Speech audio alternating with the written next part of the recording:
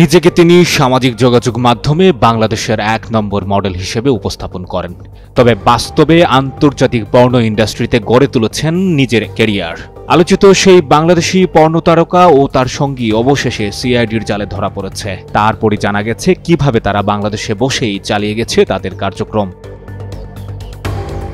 এ নিয়ে বিস্তারিত তথ্য তুলে ধরে দ্য ডিসেন্ট নামের একটি গণমাধ্যম। তাদের অনুসন্ধানে উঠে আসে 22 মে 2024 সালে টেলিগ্রাম চ্যানেলের মাধ্যমে তারা তাদের কার্যক্রম শুরু করে। ওই চ্যানেলে নিয়মিত তারা পর্নোগ্রাফিক ভিডিও কন্টেন্ট শেয়ার করত।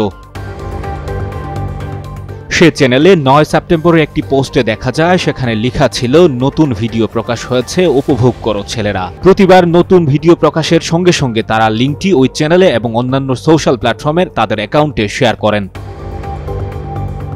24 মে 2025 সালে টেলিগ্রামে শেয়ারকৃত দুটি ছবি থেকে দেখা যায় পর্নো ওয়েবসাইটের অ্যাকাউন্ট থেকে 1,50,000 টাকার সমপরিমাণ লেনদেনের স্ক্রিনশট। ক্যাপশনে লেখা ছিল, টাকাই শক্তি।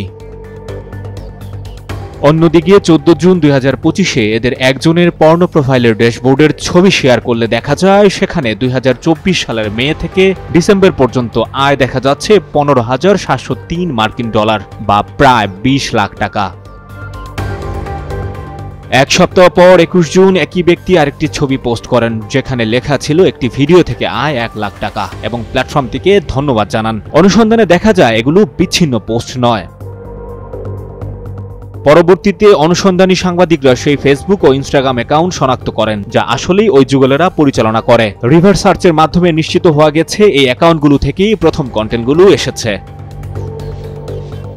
সঞ্জয় দত্ত, যুগান্তর নিউজ।